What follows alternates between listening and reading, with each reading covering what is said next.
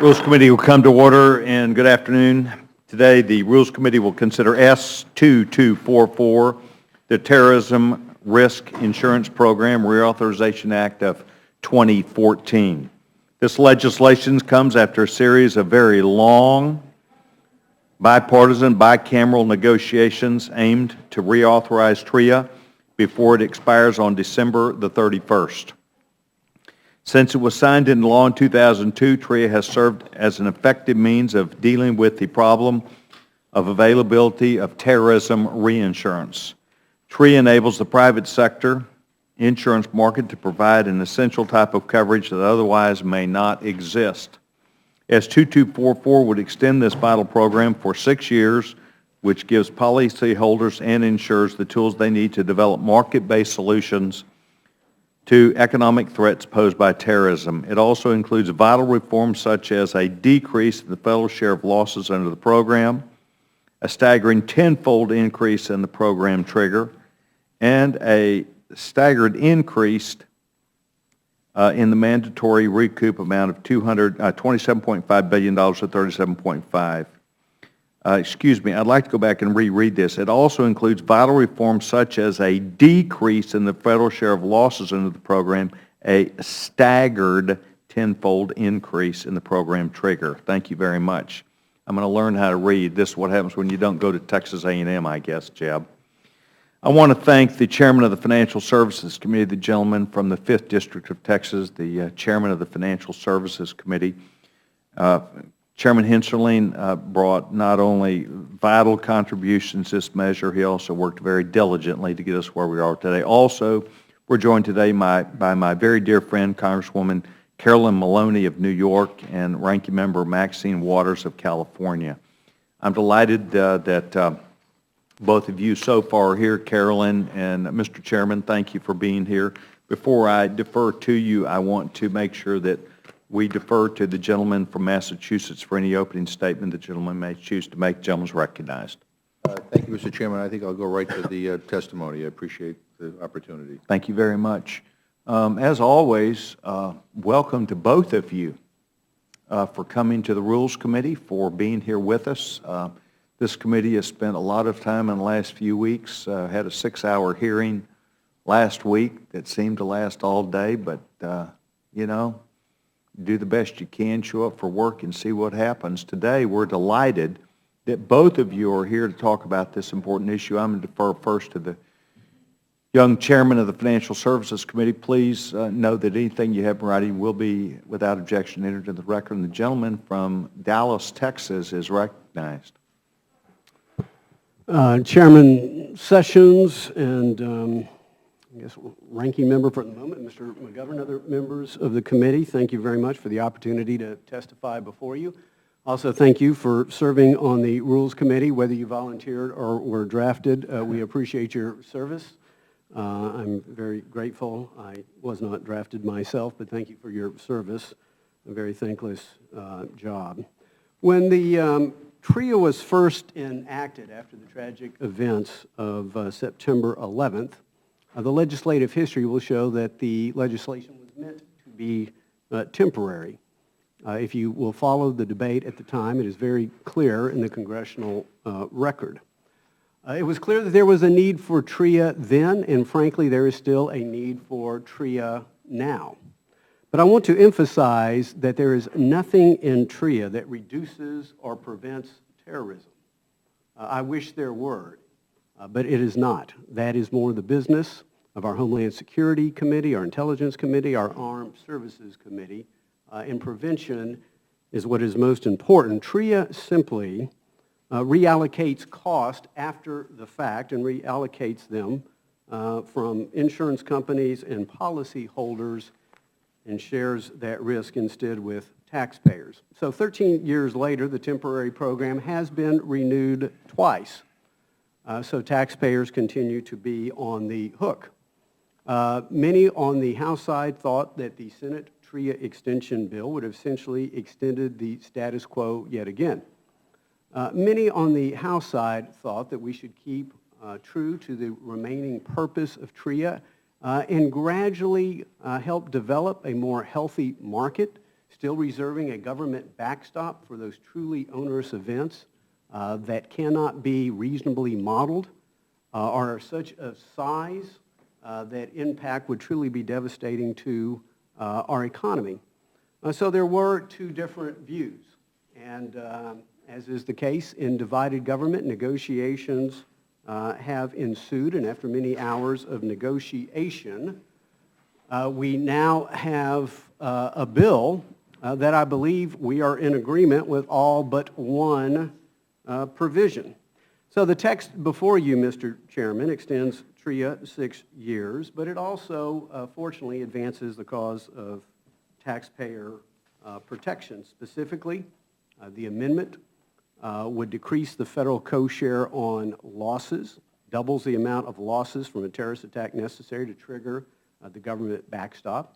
In the first time in the program's history, these reforms would also ensure that taxpayers are actually compensated for the use of their hard-earned dollars. It might be an uncommon concept on Wall Street or in Washington, but it's a fairly common sense provision for all who are on Main Street. And very importantly, Mr. Chairman, this bill would clarify that Main Street businesses, particularly farmers and ranchers, manufacturers who had nothing to do with the 2008 financial crisis, will no longer be subject to a onerous misinterpretation of the language of Dodd-Frank, language that both then Chairman Frank and then Chairman Dodd and current ranking members Waters have said is a mistake. The language that is included in this amendment will provide a very technical clarification to what we call the end-user provision. And for those who are unacquainted with it, it is perhaps the most expensive and unnecessary regulation that Americans have not heard of. The end-user post margin for swap trades is what we're talking about, and swaps are used every day by thousands of small and mid-sized businesses who in turn employ millions of Americans. And again, I'm talking farmers and ranchers, utility, tractor stores, all use swaps to manage their commercial risk. Unfortunately, again, the interpretation, not the language that was considered by then Chairman Dodd and then Chairman Frank, but as interpreted by the regulators, would impose a new onerous margin requirement on these businesses, killing jobs, stifling innovation, and hurting all Americans. This reaches all Americans, Mr. Chairman. And so, again, this is not a Dodd-Frank fix. I wish it was. There are so many problems, but that is not the provision today. The House passed the provision to clarify Dodd-Frank with over 411 votes. I think there were 12 dissenting votes. This includes the ranking member. There was a colloquy at the time that Dodd-Frank was passed. I have language that I'd be happy to share with the committee, where then Chairman Dodd and then Chairman Frank said that end users were never meant to have to deal with this onerous margin requirement. That was meant for Wall Street, not for Main Street. And regrettably, our economy still has a long way to go. So the House has already overwhelmingly passed this end-user clarification. I am happy to say that on behalf of the House, I have negotiated in good faith with Senator Schumer on behalf of the Senate. We have come to an agreement.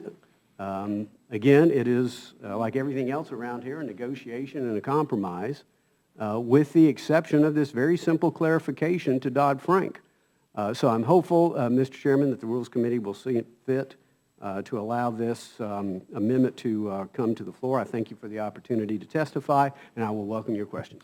Chairman Henschling, thank you very much for your detailed viewpoint of the bill, and I appreciate that. Carolyn, welcome. We're delighted that you're here. Thank you, Mr. Chairman. It's always a pleasure to see you. I remember when we used to come to this meeting as freshmen. We should, together. Report back. I want to thank all my colleagues on this committee for having us today.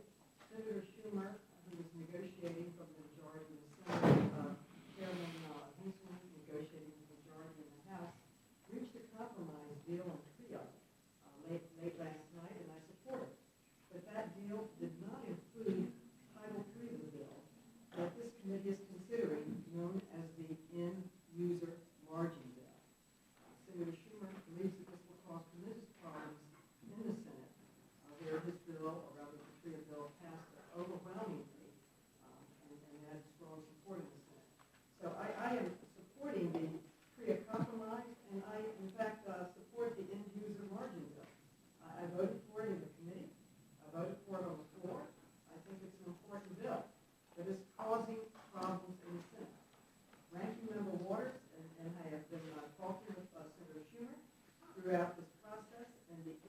user margin bill was never part of the agreement that they agreed on.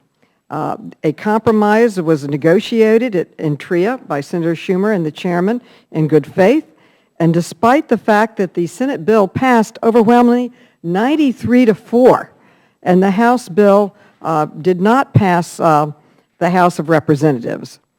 The Democratic side made several concessions to Mr. Hensling in these negotiations. For example, we agreed to double the trigger for the federal backstop. We would have it in the Democratic bill. The trigger was at $100 million. This has been agreed to be raised to $200 million. We also agreed to only a 6-year reauthorization, even though the Senate bill was a 7-year reauthorization to the House bill of 5 years. We agreed to the 6-year. Also, the co-share, increasing the co-share and investment by government and by the private sector paying more to government and in losses. But in these negotiations, Senator Schumer did not agree to add unrelated Dodd-Frank bills to TRIA.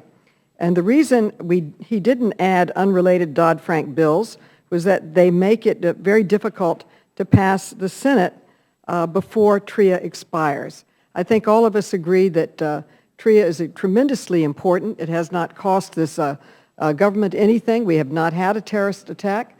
God forbid that if we had a terrorist attack, government would step in as they did before. We all know that. It's better to have a framework in place that allows us to go forward.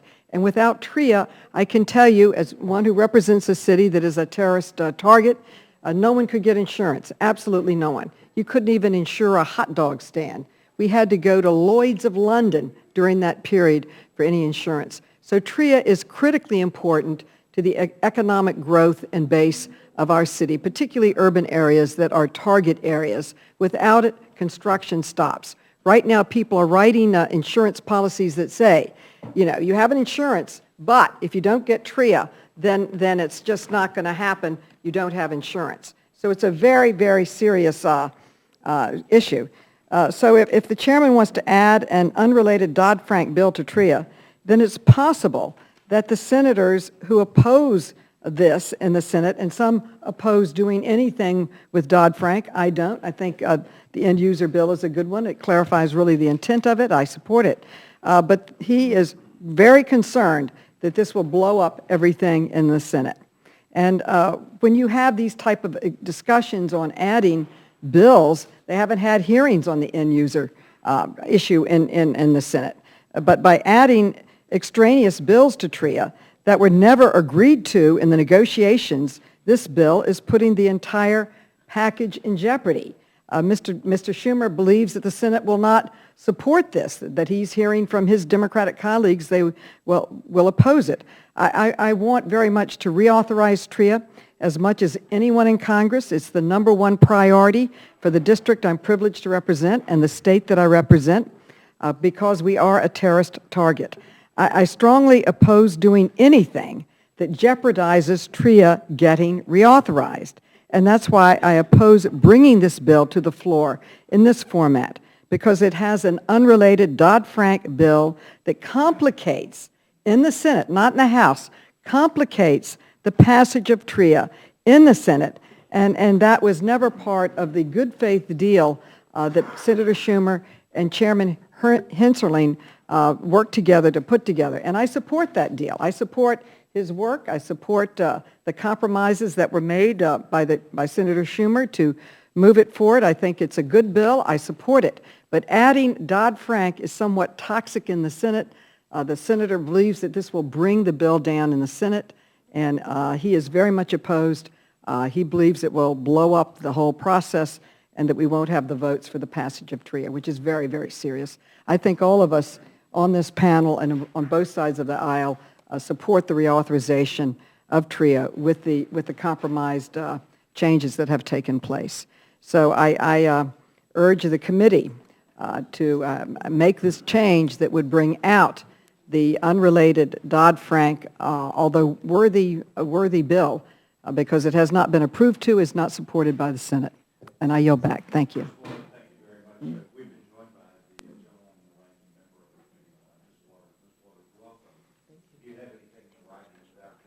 that into the record.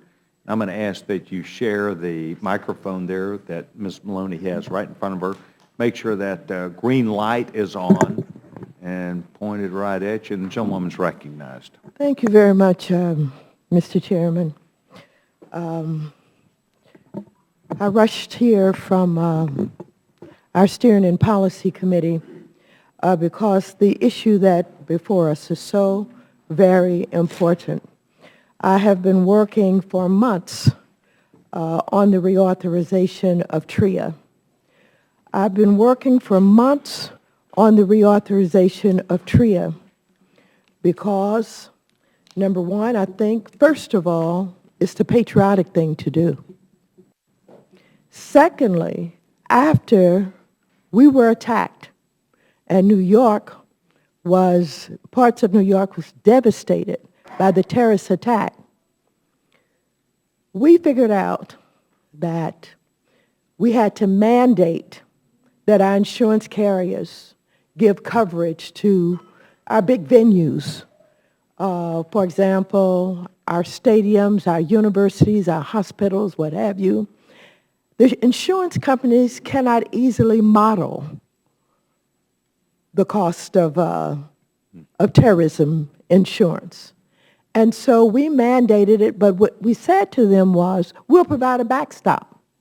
And so we put together a very credible piece of legislation to do that.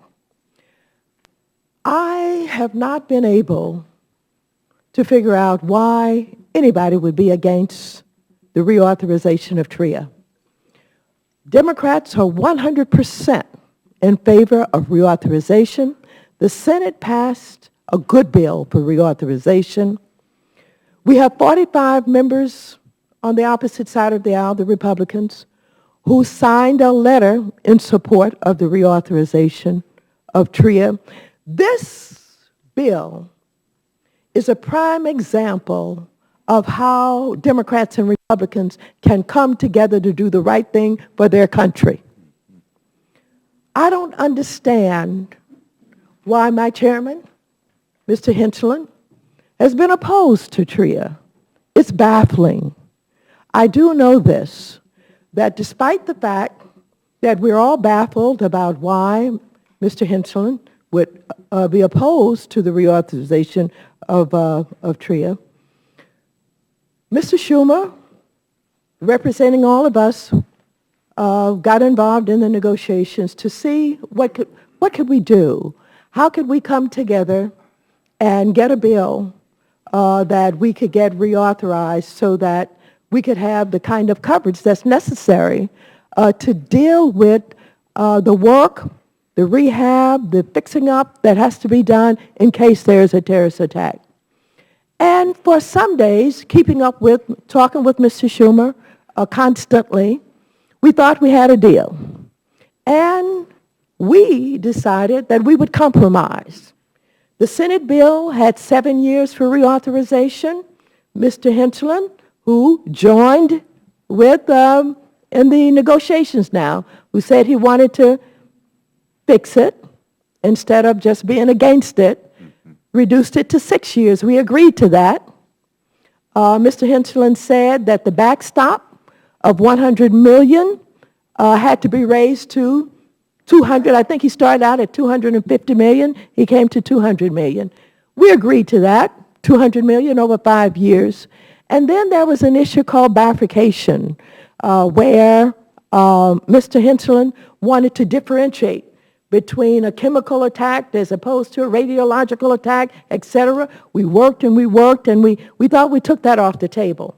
And so we thought that we had negotiated in good faith and that we had come up with basically a bill where we had to compromise. And Mr. Hinchland had done very well in representing what he thought he could support. And he had come perhaps a long way from no support to some support. And then we discovered that perhaps my chairman, Mr. Hinchland, was not negotiating in good faith because he started to put other things on the table. Now, I know there's a disagreement about a lot of Dodd-Frank And we work very hard on this committee. Some of us trying to, send the message that Dodd-Frank is the law and we have to try and implement it. But as a ranking member, I have said, not only to my chairman, but to the Chamber of Commerce and everybody else, where there is confusion in the law, where maybe it's not so clear, or maybe there looks to be some duplication, that I was certainly willing to work with my chairman in order to make these technical corrections in Dodd-Frank if there needed to be. But the fact of the matter is that we could not and must not find ourselves in a position where we are dismantling Dodd-Frank and moving back into a situation that we found ourselves in 2008, where we had to bail out some of the biggest financial institutions in this country. And this subprime meltdown that took place devastated our communities and caused all of these foreclosures and harmed communities in the way that they... So we have worked hard to try and protect the families and the neighborhoods in every way that we possibly could. We have tried to be open and work with Mr. Hinchland and the opposite side of the aisle to do some fixes. And so now we find that in this last moment with TRIA, a good bill, a good American bill, Mr. Hinchland wants to pile on. What I understand is now this bill is going to be a standalone bill that has to do with the end users. The end user issue is not a huge issue. People understand why it is necessary for people to be able to protect the cost of products, of commodities, et cetera, and to be able to plan and to be able to budget and all of that. We get that. But here Mr. Hinchland came, not only with end user to be placed into TRIA, but in the omnibus bill itself, there are about 2 or 3 other issues, including push-out, swaps push-out, and some other kinds of things that we should not be involved in at this last moment to hold up the ability for us to get together and have a bill that's going to pay the bills for government. And we should not put the Senate in a position where they have said absolutely they will not support TRIA with end user in it on the Senate side. Mr. Schumer is adamant about it. He's worked with his colleagues on it. They will not do it. So where are we? Here we are at the last moment with the bill that even if we pass it off the floor with the end user added to it, goes over to the Senate, it's got to be amended, it's got to come back, time runs out. So are we going to walk away from here without having passed a reauthorization of TRIA that this country needs? That every American in this country would say to you, protect our venues, protect our hospitals, protect our universities, protect all of these big venues that cannot be insured but for the backstop that we are able to provide in government. I don't get it. I don't understand it. And I would ask this committee to please consider the seriousness of this and not support the fact that Mr. Hinchland is leading his caucus in putting up a freestanding bill with Dodd-Frank end user included in it, which will only set back the possibility of getting any TRIA bill at all. Thank you very much for your consideration. Time. I want to thank you for taking time to be here. You and Ms. Maloney are always welcome to not only come up, but your words we appreciate very much, and we have way too much fun up here by hearing all these things, but they're important. Gentlewoman is recognized for 1 minute. If the gentlewoman could grab the microphone, I'd appreciate that. We all support the compromise. Is that microphone on, ma'am? Okay. Thank We, you. we support the compromise that the chairman worked out. Many of us support the end user bill because this is so critical to our country, and I think we also need to send a message to the American people that we can work together.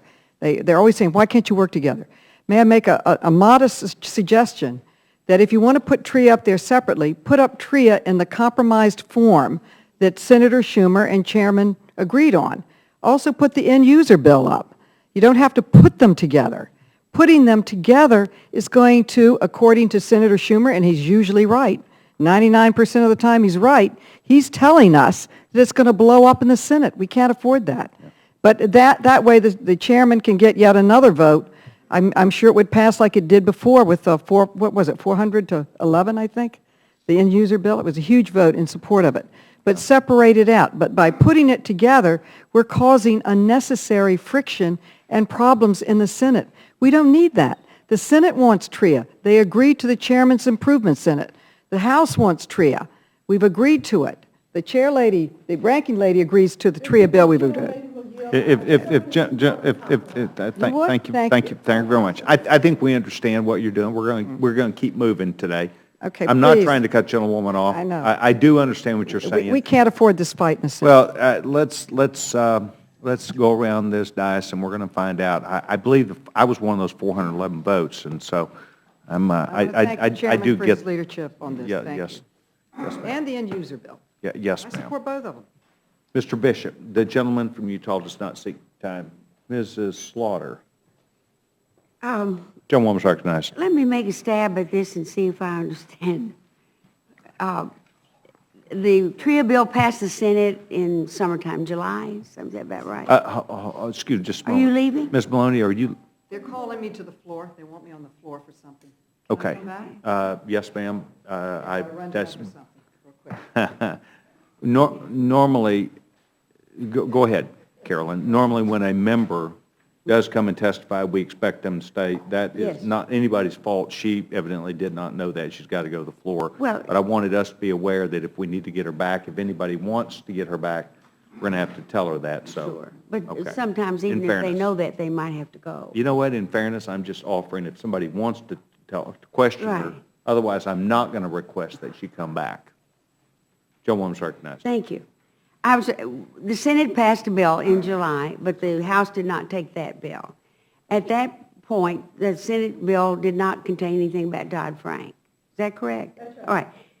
Then up until last night, you all were negotiating, but not on Dodd-Frank, because you didn't know that was going to be in there till today. Is that right? We rejected, yes. What were you negotiating over? What other reason would you not take the Senate bill, if I may ask? The same bill that the Senate passed? Yeah. Well, I don't know why. That's why I started my testimony with talking about how baffled I am. But you were negotiating last night. We agreed Yeah. to the changes. Yeah. We agreed to the modifications in the bill. So everybody was agreed on the Senate bill That's right. last night. Is that right? Excuse just me just a moment, please. On the compromise bill, not what passed the Senate earlier. They changed, for instance, the timing. Without Dodd-Frank. From 7 to 6. That would be correct. That was the big whoop there, huh? That was a We agreed difference. on the compromise bill that had been negotiated with Mm-hmm. Mr. Henselman and Mr. Schumer without Okay. Dodd-Frank being in it. Now, did I understand the Dodd-Frank piece had passed the House before by a great margin? Is that right? That's right. All right, by 400 votes. 411 votes, I believe the Yeah. chairman said. So it was not something unknown here, right? Yeah, don't- well, anybody can answer. But I just, I know that my colleague, Mr. King, my New York colleague, and 40 of his members have written that he wished we would not do this, that we could go ahead and take the Senate bill.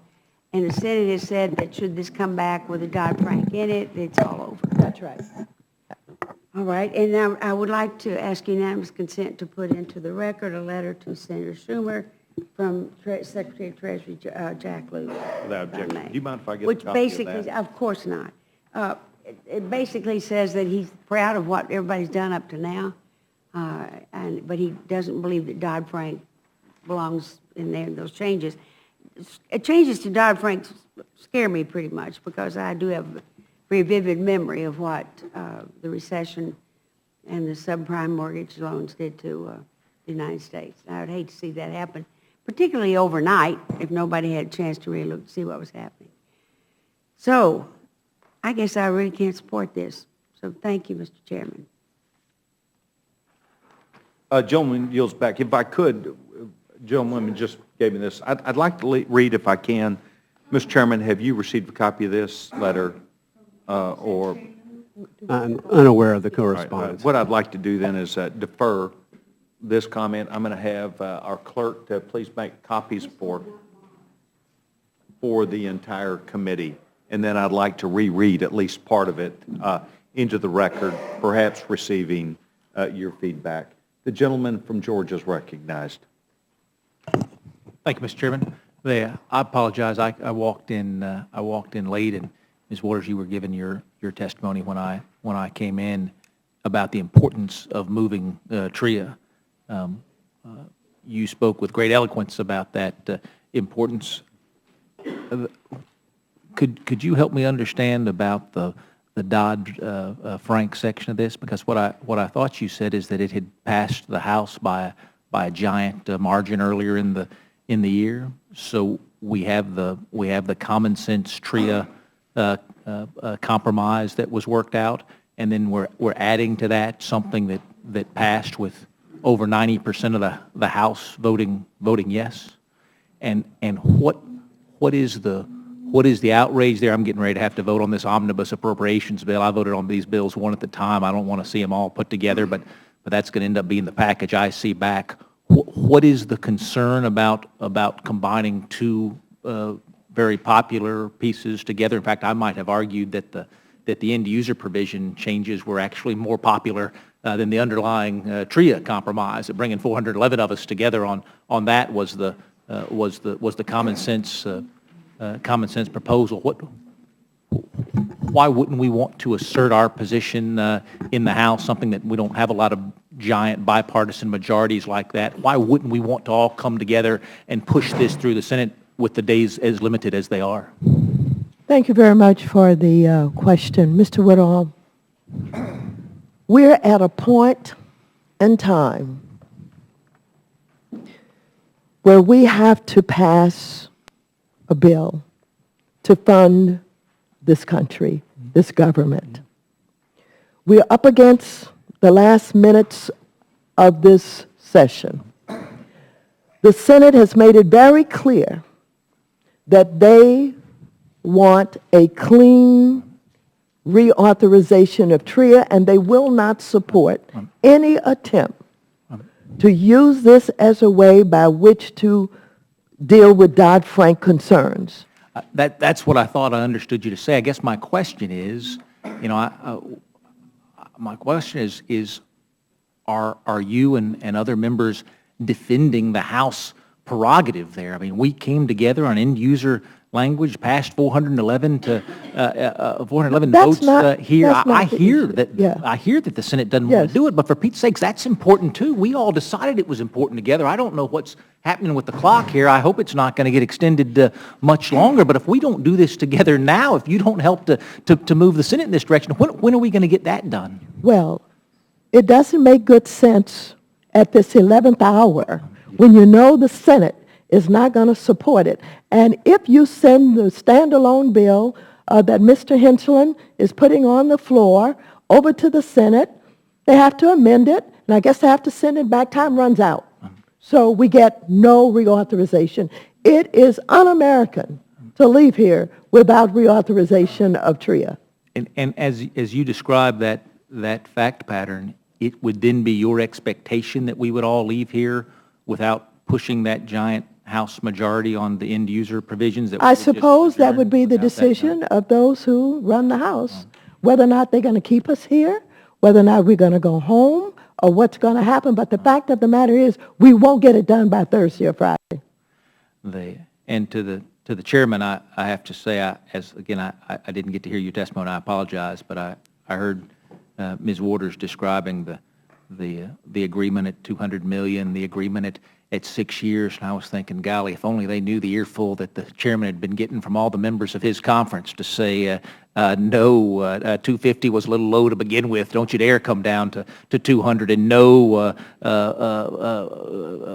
2 years or 1 year or 3 years might have been right. Don't you dare go up to 6, and yet you persisted to try to find an agreement. I'd be happy to yield to the chairman.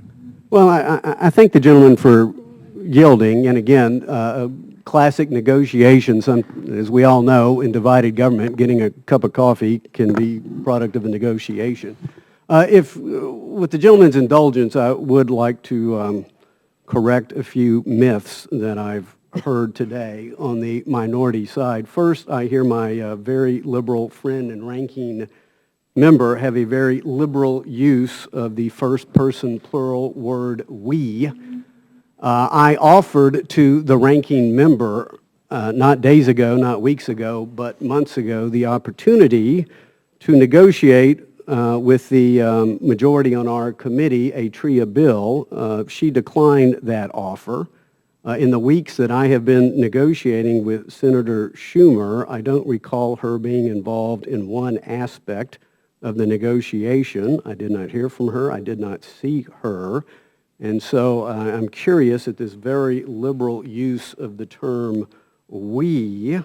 The next point I would wish to make is that the issue of the House prerogative has been an outstanding issue since the first time I spoke to Senator Schumer, and I do not believe that gentleman could get before any other member or say in public honestly that he did not know that.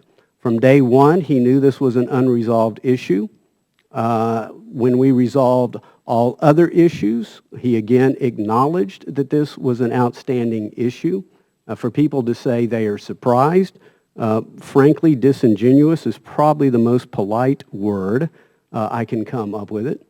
I listened to my friend from New York who said that Senator Schumer didn't want any unrelated bills to TRIA within the TRIA bill. Well, isn't it curious that it was the Senate and Senator Schumer that added Section 109 entitled Membership of Board of Governors of the Federal Reserve System? Well, isn't that curious?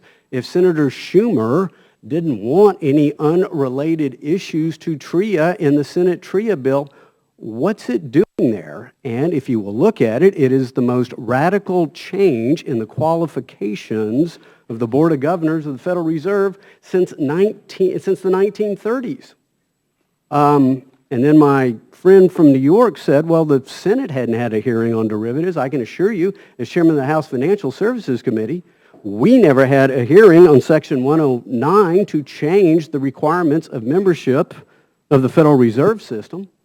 And then I guess it's also curious that the majority of the pages of the Senate bill, there's 60-some-odd pages, well, rather 40 of it is devoted to Title II, entitled National Association of Registered Agents and Brokers Reform. Once again, here's a totally unrelated matter. Now, I'm not speaking to the underlying policy. We can debate whether the Federal Reserve policy is a good one or a bad one. The acronym for Title II is NARAB. We can debate whether it's good or bad. Frankly, I tend to think it's good, but you cannot deny it was the Senate. It was the Senate that took the prerogative to put so-called unrelated matters into TRIA, and now when the House supports something 411 to 12, I mean, it's, oh my God, we're shocked. It reminds me of my favorite film, Casablanca, where the Captain Renault says, I'm shocked to find gambling going on here. I'm shocked to find there are unrelated matters. Well, I would ask, why did the Democrat majority in the Senate put it there? And then I think I heard the distinguished ranking member talk about changes to Dodd-Frank. Well, there is a colloquy dating back 4 years ago from then Chairman Frank and Chairman Dodd saying that never was the margin requirements meant for end users. Again, this is harming Main Street. I would argue it would have a greater adverse impact on our economy even greater than TRIA, as great as TRIA is, if we don't solve this end user problem on derivatives, now maybe people haven't heard about it, but this is how Southwest Airlines hedged their fuel cost in order to allow a grandmother to go visit her grandchildren. This is how John Deere may hedge an interest swap so a farmer in East Texas can buy a tractor. This is how Coors Beer hedges their hops costs so that, a working man and woman can go pick up a six-pack. This is important to the economy. It passed 411 to 12, and if I could quote the ranking member, when this bill came to the House, she said, quote, "It is one example of what I view to be a truly technical fix to the Wall Street Reform Act, and I am pleased to support this legislation today."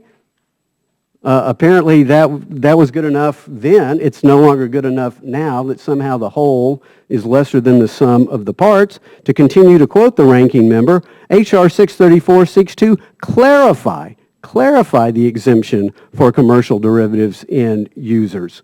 So I guess she was for it before she was against it.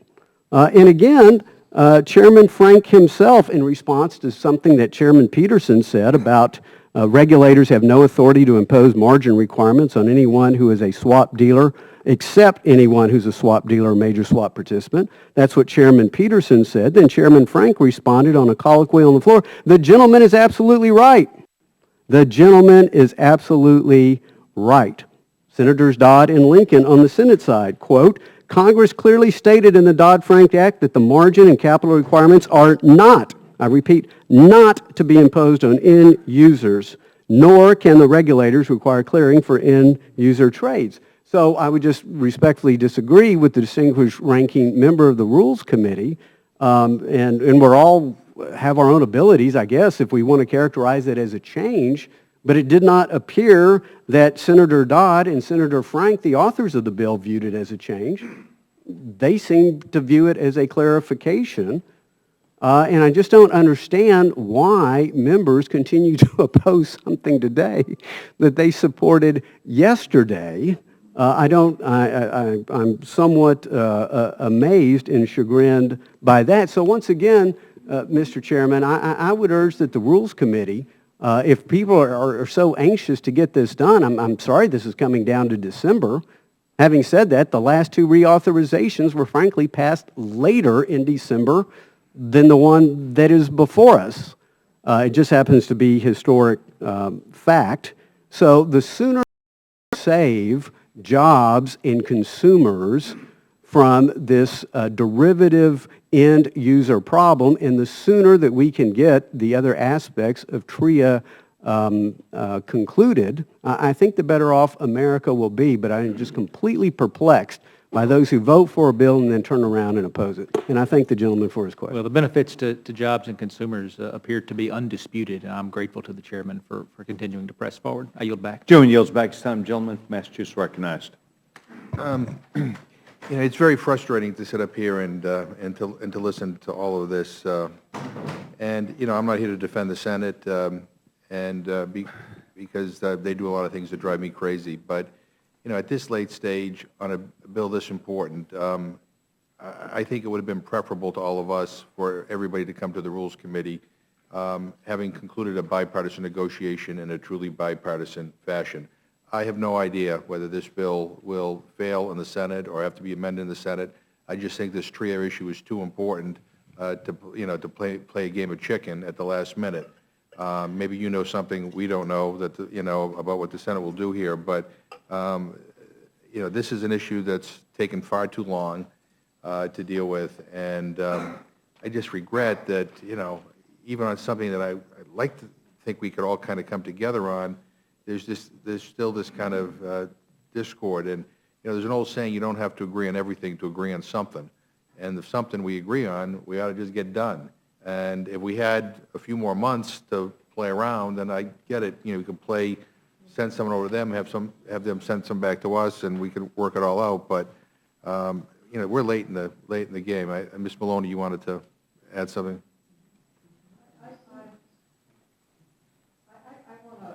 reiterate, to underscore that I have no substance disagreement with the chairman. I support the compromise, and I support the end user bill. I think that they're both incredibly important. The trouble that we have is really a process deal. And I just, only because my name was mentioned, I want to clarify that the Federal Reserve portion and the NARAB portion was not a Dodd-Frank bill. This is other things, and he's correct to point that out. But apparently, I'm not a senator. This just is what I'm hearing from the senator and his staff. Apparently, touching anything Dodd-Frank is a big problem in the Senate. That's not our problem. It's not my problem, but it's a problem over there. So it's a problem to us in process if we don't get this done. Why can't we have two separate votes? Vote on the end user and vote on the TRIA, and both of them are going to pass. And I want to publicly compliment the chairman on his hard work on both of those bills that I think are important to pass, and he's reached an agreement. But, and I was not in the negotiations with the chairman and Mr. Schumer, but according to Mr. Schumer and his staff, the end user was added and was not part of the negotiations. Maybe I'm saying something's wrong here, but that's what I was told. Ms. Waters? So, Let me just clarify some of what my chairman said about his offer to negotiate with me. The chairman basically said to me he would negotiate, but he would only negotiate once. Well, you don't start out in good faith by saying that. If you can't get an agreement after you negotiate one time, you're finished, you're through. And so the fact of the matter is, I believe it was Republican leadership that also went to Mr. Schumer to see what he could do about Mr. Hinterland's intransigence. He probably thought perhaps Mr. Schumer could, talk sense into him. And I was on the phone with Mr. Schumer every day, every hour. And no, Dodd-Frank was not at the top of this negotiation. As a matter of fact, Mr. Schumer said to me at one point, Mr. Chairman is coming again, putting something new on the table. And it was not only end user that was finally, there was some attempts to put some other Dodd-Frank on the table that he pushed back on. So I would be happy to negotiate anytime, any place with anybody in good faith. But when you tell me you'll only negotiate once, I don't start out that way. And so Mr. Schumer and I are in agreement. My chairman can talk about all of the other things he wants to talk about relative to this bill. But the fact of the matter is, we should be focused on reauthorization of TRIA. We should be focused on this because we have agreed to the basic principles of a bill. We have basically said yes to 6 years, yes to no bifurcation, yes to $200 million. What more can you ask for? This bill should run out of here with all of our support, but I will not support it with end user or any Dodd-Frank. And in addition to that, I also know that my chairman has been involved in getting more Dodd-Frank undermining into the omnibus bill, and we're going to have to deal with swaps, push out, and some other stuff in the omnibus bill. Right. So, if his idea of undermining Dodd-Frank takes precedent over TRIA, then I suppose there's nothing we can do. And I commend everybody for the bipartisan negotiations on TRIA. I think clearly that on the TRIA bill there was a negotiation and a bipartisan negotiation, and I think there's a product that I think is generally acceptable by everybody. I just think it would be a shame if, in fact, we attached something, even though it passed overwhelmingly in the House. I think I might have been one of the 11. I don't remember. But something that passed overwhelmingly in the House, if it was somehow derail this process at this late stage. That's all I'm simply saying. So I appreciate the work that everybody does here. I think this bill is too important to play a game of chicken. I hope we can figure this out before we leave here. And with that, I yield back my time. Gentleman, just back time. Thank you very much. Does Mr. Nugent seek to be recognized? Just Gentleman's recognized. for the chairman, You know, obviously, we passed that Dodd-Frank fix, technical fix, 411 to 12. And I guess that's the frustration in this bill, is that fact that we did that, the Senate never even brought it up. Am I correct on that? They didn't bring it up, they didn't vote on it. They just ignored the will of the House. Well, as the gentleman well knows, it's not the first time the Senate ignored a bill that passed the House either unanimously or by an overwhelming bipartisan support. I mean, I could see if you were attaching something to, you know, defund Obamacare, that the Democrats would be outraged over that. Tempting, but we refrained. Right.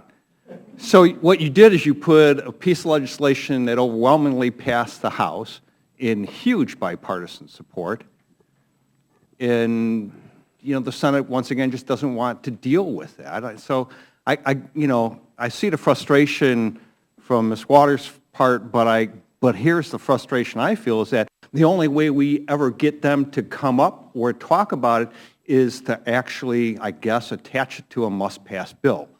That's not unique around here. That's happened both under Democrats and Republicans in the past. But at least it forces the Senate to deal with it and not just ignore it, because there is, you know, a need to reauthorize TRIA.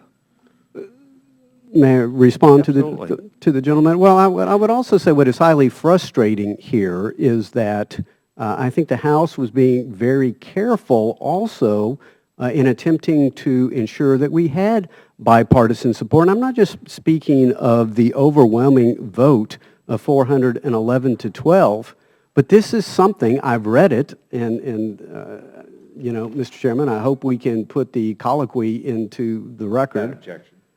Again, this is something that Mr. Dodd and Mr. Frank of Dodd-Frank have said is not a change.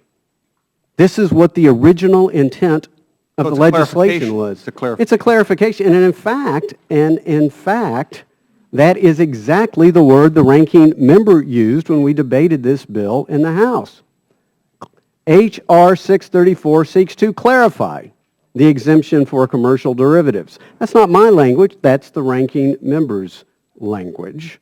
She also said it's an example of what I view to be a truly technical fix. Again, this is the ranking member's language, not my own. And so, yes, when we pick out something that is, again, it's not just the current House that voted for this. You can argue that Dodd and Frank themselves voted for this. Read the House colloquy yourself. And if I could address one other point that was brought up by the ranking member about how, well, we cannot touch in any way, shape, or form Dodd-Frank because the Senate may go into some type of apoplexy. Well, I find it curious that the Senate touched Dodd-Frank the very day they passed their TRIA bill, when they passed what is known here as the Collins fix. That is a direct change of Dodd-Frank, which is by the Senate. And so, again, I just find it most curious that the Senate can apparently amend Dodd-Frank, but woe be the House offer a clarification. And it's okay if the Senate will add in unrelated matters and have the most dramatic change to the qualifications to serve on the Board of Governors of Federal Reserve, the most dramatic change in 80 years, something that the House has had no hearing on. It's okay for the Senate to put in NARAB, the National Association of Registered Agents and Brokers Reform, but woe be it the House. You know, last I looked, these are co-equal branches in Congress, and I just believe, and I think most members do, as this Congress winds to an end, that this end user clarification, if we don't do this, there's over 100,000 jobs that are at risk. Over 100,000 jobs according to the End User Coalition. And these are Main Street. This isn't Wall Street. This whole margin requirement still is going to apply to Wall Street. We're talking about whether or not it applies to every single Main Street business in our congressional districts, throughout America. We're talking about billions of dollars taken out of our economy to sit idle for a needless margin requirement. And so I frankly think it is irresponsible for the House to turn their back this late on Congress for something that is so important for our economy. And I don't believe for a moment, frankly, it should not. It should not jeopardize TRIA. And I read with interest, somebody alluded to this letter from Secretary Lew. It's not addressed to me. It's addressed to Senator Schumer. And the Secretary is telling Senator Schumer, no, TRIA shouldn't be delayed due to disagreements over financial regulatory issues. So, Senator Schumer, I hope you do what the Secretary of Treasury is asking you to do and not let it get in the way of passing TRIA. And I thank the gentleman for his question. Yes, ma'am. We could debate Dodd-Frank until the cows come home. And believe me, we do. I probably will. Dodd-Frank is very complicated. When we talk about derivatives and end users and margins, et cetera, this could go on and on and on. Right now, I'm focused on TRIA. I'm focused on the fact that we have a real threat to this country. We have ISIS that's real, and the latest... Ms. Waters, Ms. Waters, I just want to clarify this. Is there anything as it relates to this Dodd-Frank addition that's different than what passed this House 412-11? Is there anything different? Is the wording different? And I would allow the chairman to come back, but is it different? But I don't think so. Okay, so it is the same piece of legislation. Okay. Maybe the same piece of legislation Okay. that the Senate will not accept. Well, I don't think we're stepchildren here. I think we have a right to once again reassert ourselves for not only myself, but for you. Because if you voted for this, we're reasserting this to bring it and put it on the plate of the Senate saying, you know what, you can't ignore it this time. You can't ignore something that passed the people's house and just say, you know what, we're not going to deal with it because now we're going to put it there where they have to deal with it.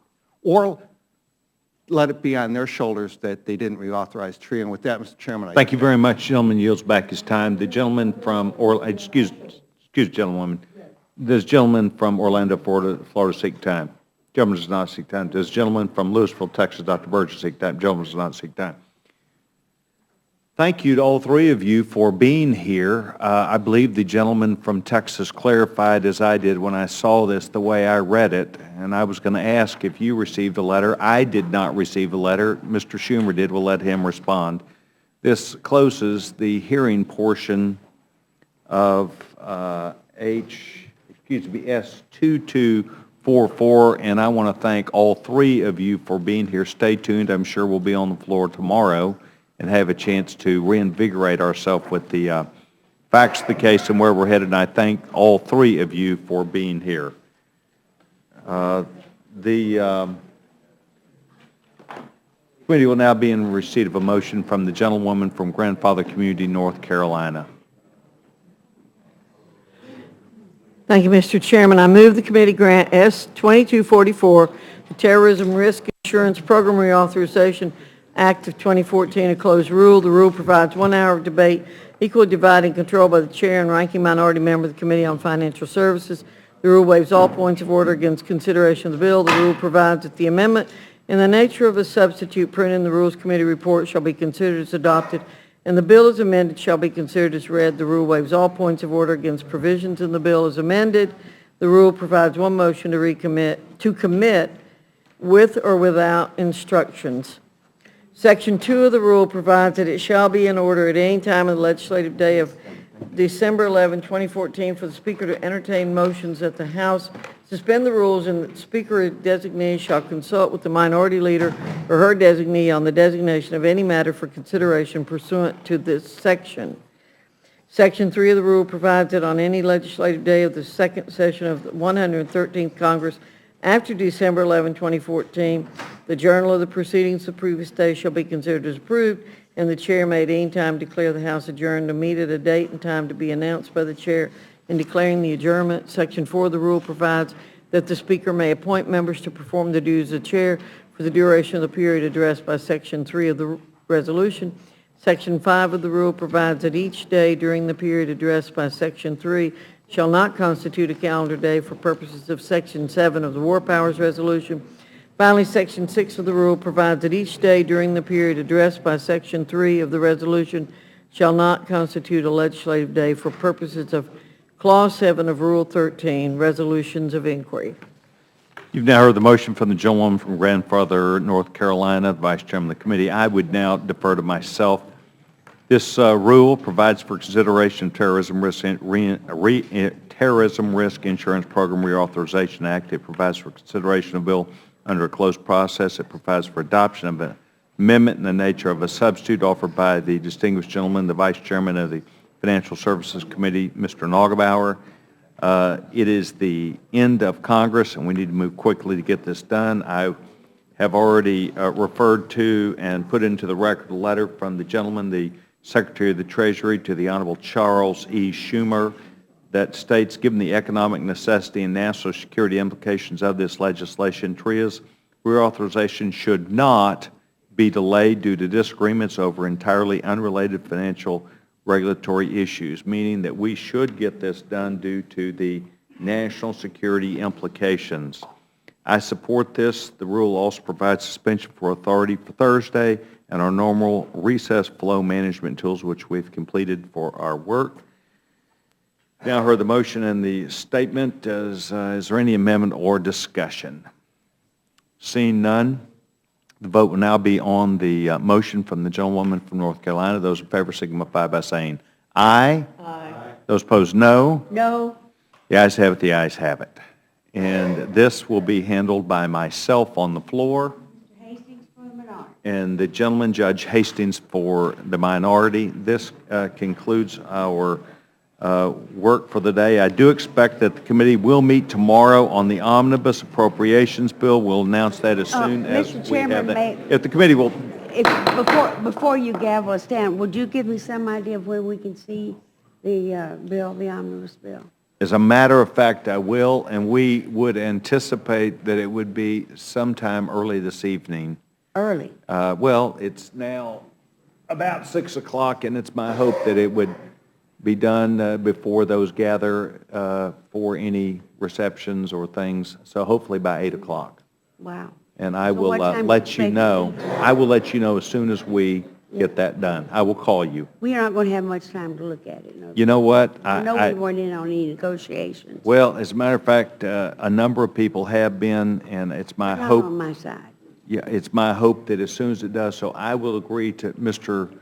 Halpern will call Miles, and I will call you. All right, thank you. Any other questions to dispatch with? Committee Stewart, this works today. Thank you very much.